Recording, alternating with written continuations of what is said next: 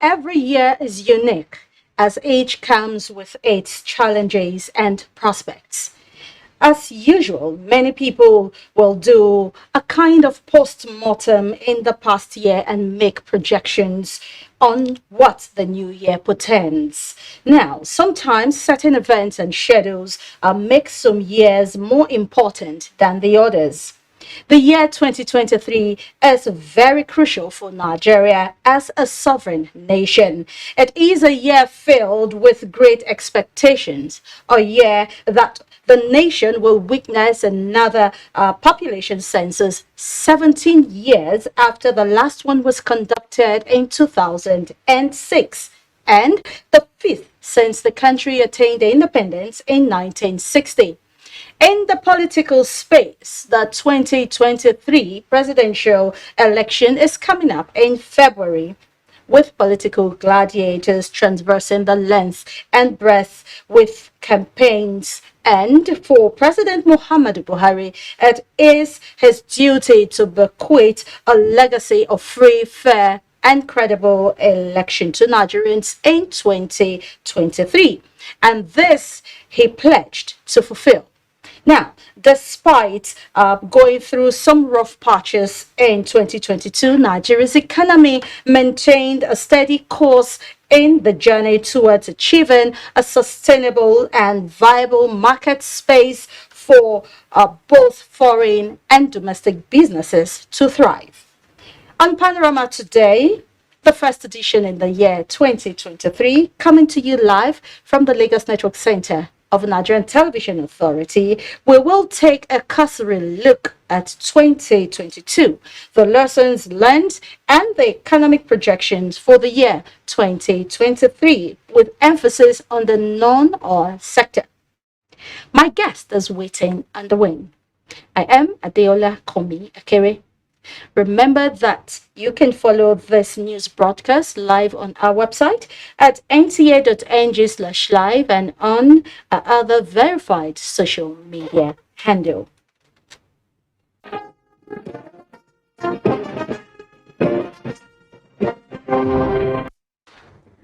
President Muhammadu Buhari has signed into law the appropriation Bill 2023, totaling 21.83 trillion naira.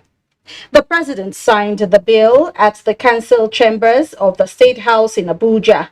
The development comes 6 days after the National Assembly passed the bill. The budget represents an increase of 1.32 trillion naira from the 20.51 trillion naira budget proposal of President Muhammadu Buhari. A breakdown of the budget indicates an allocation of 967.5 billion naira for statutory transfers, 6.6 trillion naira for debt servicing, 8.3 trillion naira for recurrent expenditure, and 5.9 trillion naira for capital expenditure. Appropriation bill into law as passed by the National Assembly to enable its implementation to commence without delay. I have, however, directed the Minister of Finance, Budget and National Planning to engage with the legislature to revisit some of the changes made to the executive budget proposal, and it is my hope that you will receive cooperation in this regard from the National Assembly. I also urge the National Assembly to reconsider its position on my proposal to scrutinize the federal government's outstanding ways and means balance of the Central Bank of Nigeria. As I stated, the balance has accumulated over several years and represents funding provided by the CBN as lender of last resort to the government to enable it to meet obligations to lenders as well as cover budgetary shortfalls in projected revenues and for borrowing. I have no intention to fetter the right of the National Assembly to interrogate the composition of this balance, which can still be done even after granting the requested approval.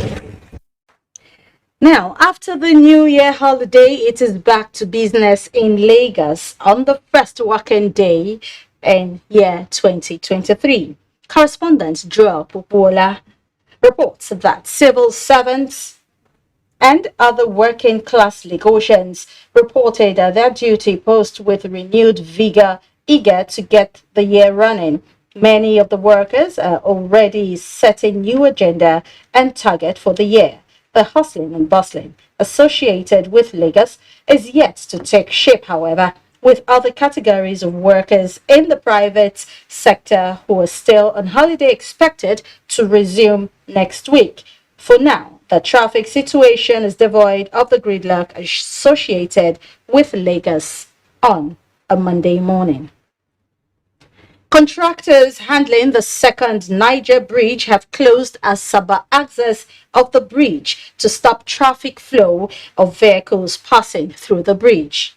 The closure is for removal of crash barriers from the road to open up Obusi access and the barriers for free flow of traffic for vehicles returning from the southeast to the west.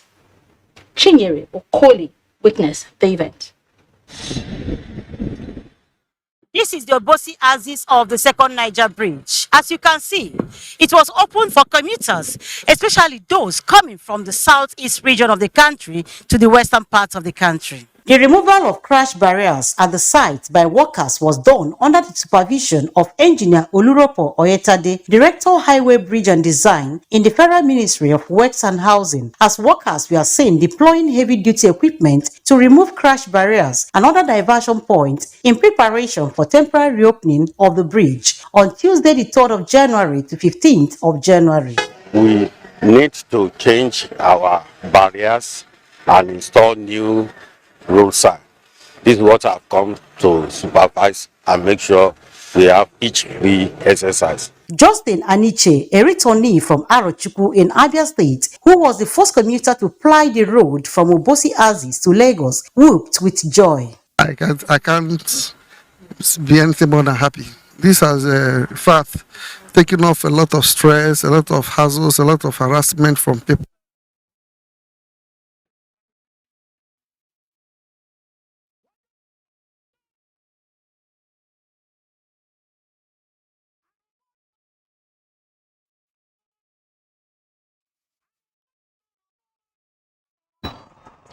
Panorama continues in Abuja with me, Zenrex Dingmon.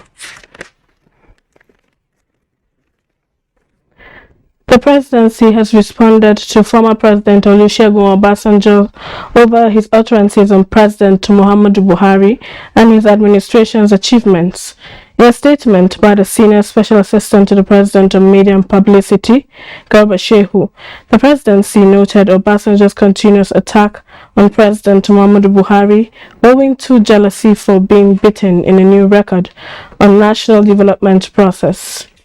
The statement cited the just completed second Niger bridge awaiting inauguration after 3 decades of failed promises by the likes of Obasanjo, who laid the sword for the bridge in his first term as elected president and work never started.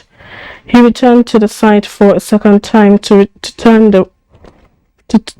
second time when seeking re-election, only to be reminded by the Oba of Onitsha that he had done that already, and Obasanjo told the former Southeast traditional ruler that he was a liar in the full presence of the chiefs and oracles in his palace.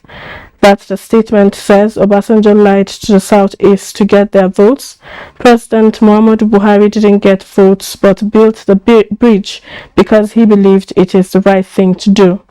The presidency also says President Buhari had been bagging awards and encomiums for trying to do that which the Constitution of the Federal Republic of Nigeria says a leader should do: serve 1 or a maximum of 2 terms and go.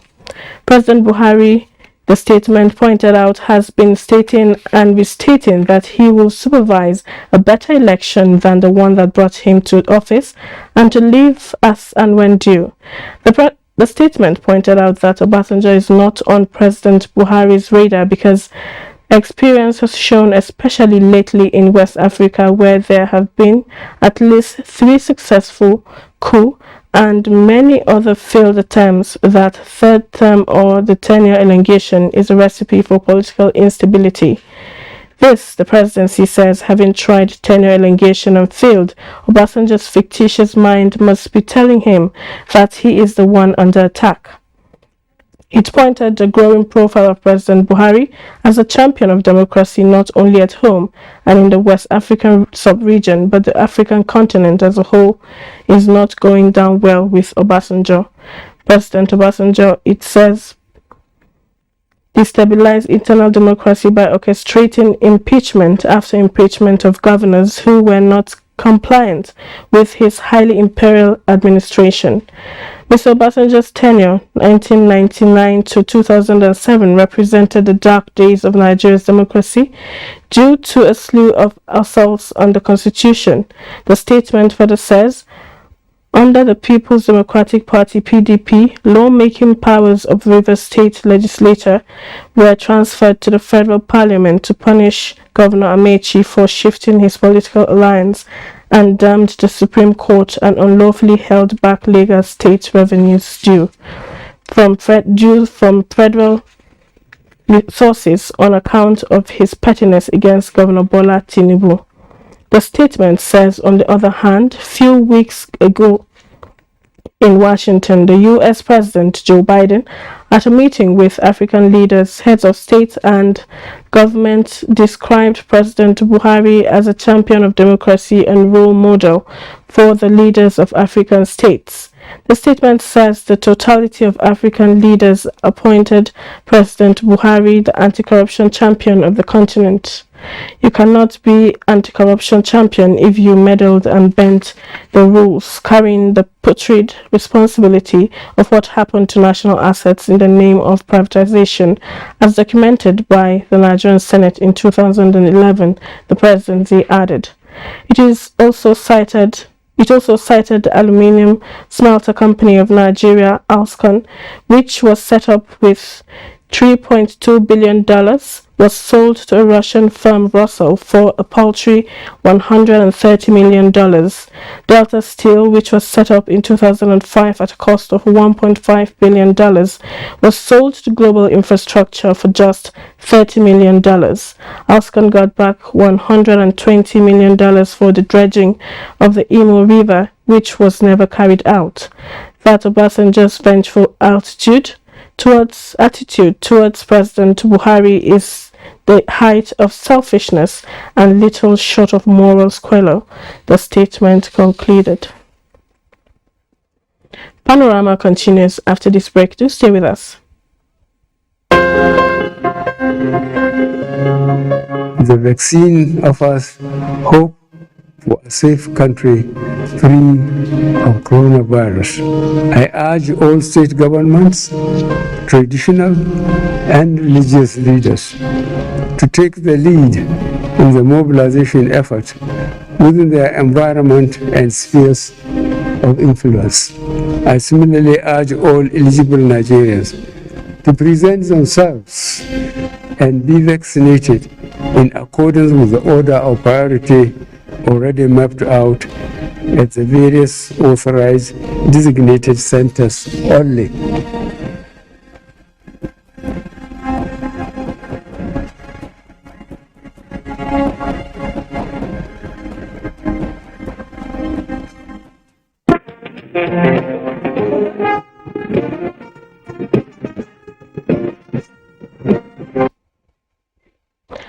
We'll head back to Lagos now for the continuation of Panorama.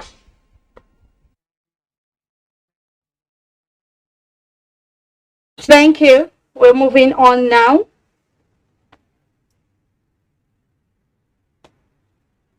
We will take a break, and when we come back, we'll get our live studio discussion set. It's legal. to stand with NTA and stand against rape and rapists.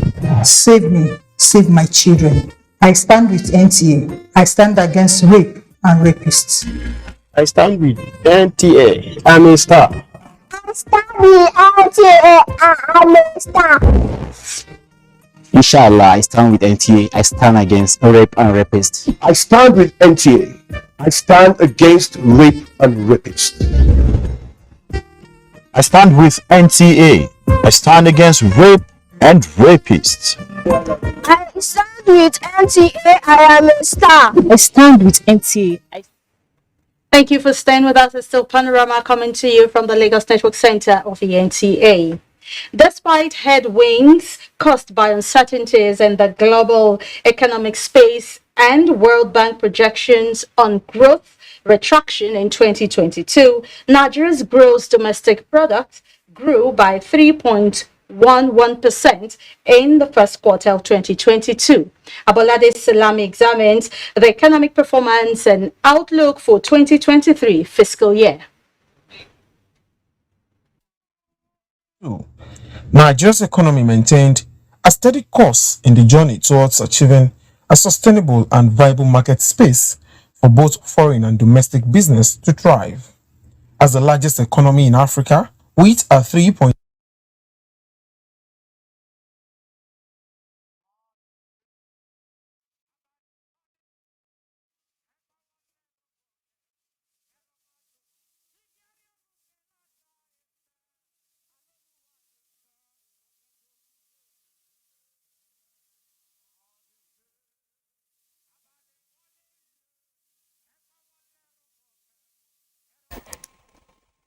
Back in Abuja, it's a moment of joy for the people of Odido, an island in Ahuada, west of Rivers State, as Governor Nyesom Wike flags of the construction of the first road ever in the community. Ogedi Onyekwere reports that the road is expected to be completed in 2 months. Was visible on the faces of the locals who came out in their number to welcome the governor for giving them a sense of belonging as Rivers people and understanding the imperative of a good road network to the community. Odidio Island community are people of Ahoda West extraction, but living among the Itu and Akbabo people. They have never seen any government presence and no roads. Island can only be accessed through the river. This challenging terrain makes it difficult to attract development to the area. However, all that is about to change with the governor's development train touching down at the community. Governor Wike says he did not know that such an island existed in the state until it was brought to his attention by the Emohua Council chairman. The governor says the flag off of the Itu Odidio Road is a great example of a people-oriented project. He expressed the hope that constructing a road to the community will not only make life more meaningful to the people, but will redefine their socio-economic landscape. No access road from here. Neither the access road from the other side. So the only access road you have is through the water. And I'm hearing there are people who migrate down to this area. And nobody, has ever talked about them. And how would they know there's a government? The only way people know about government if they feel the presence of government. Itu Odidio Road is a virgin road leading to the island of Odidio and will be completed in 2 months. In Emohua, Ogedi Onyekwere, NTA News.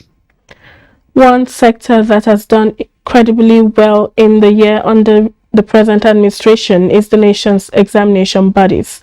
Olayinka Ojo in this report tells us how they have been able to achieve these feats.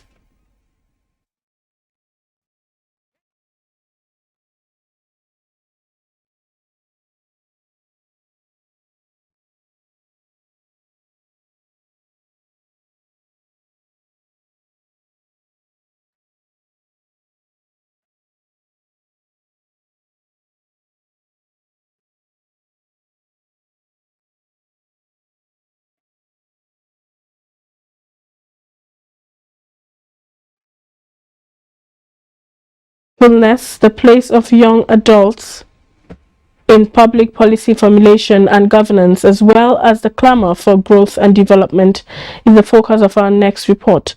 Olayinka Ojo tells about youth empowerment in Nigeria and why that is so important. One of the challenges young people face globally is unemployment and underemployment, and Nigeria is no exception. Recent data from the National Bureau of Statistics indicates that the rate of jobless youths has risen from 33.5% to 27.1%. This means that 1 in every 3 youths between 15 and 34 years that is able and willing to work is unemployed. In spite of these, this year saw the introduction of various government programs and funding opportunities in order to make Nigerian youths wealth creators and employers of labor. Everybody can be an entrepreneur.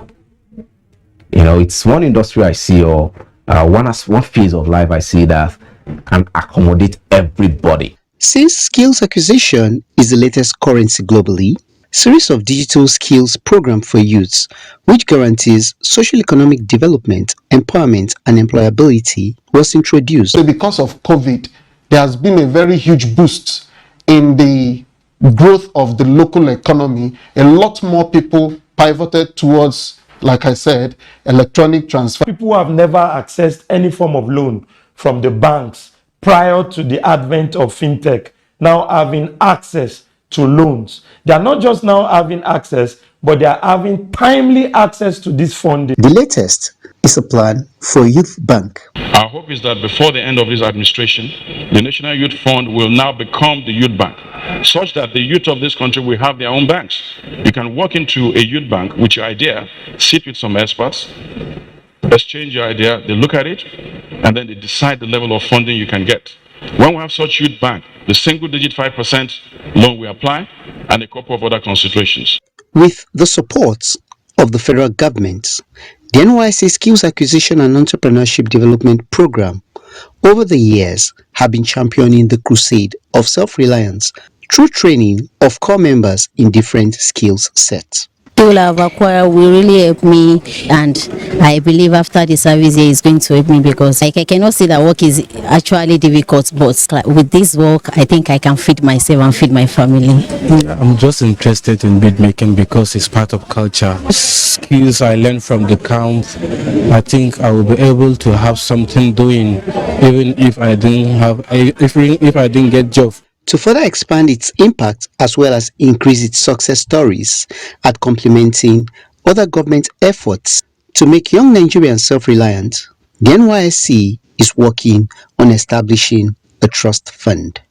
And as Nigeria continues its journey of nation building, young people and experts are hopeful of better days ahead. Olayinka Ojo, NTA News. With less than 2 months to the general elections, youths in Cross River State are positioning themselves to be actively involved in the electioneering processes in order to contribute meaningfully to national development. Achibong Basi reports. Imperative of youth's inclusiveness in governance, a panacea for the 21st century. The second edition of the convention seeks to reawaken youth's consciousness to the role they have to play as nation builders. Any young man that is well prepared, well positioned, and deliberate in his actions would always be given the opportunity to lead. Make yourself useful. You are not a top, you are a politician. Begin to reason as a politician if you actually want to be one. As young people, whatever you emulate, be conscious and know the person's growth. This year's convention is also a wake-up call to the young people to open up their minds to change if they must become catalysts for change. This is the time to stand up for what is right, because we are youth today, we will be elderly and old someday. We won't have that strength of the youth anymore. To encourage the young people to develop themselves, believe in themselves, discover what they have, so that they don't end up as just stooges in the hands of politicians. For the youths, there is no better time to discuss their role in governance than now, as the future of the state and nation lies in the decisions they will make in the 2023 general elections. In Calabar, Achibong Basi, NTA News. That's it on Panorama today. Don't forget to join NTA in the campaign against rape and rapists. Thanks for your time.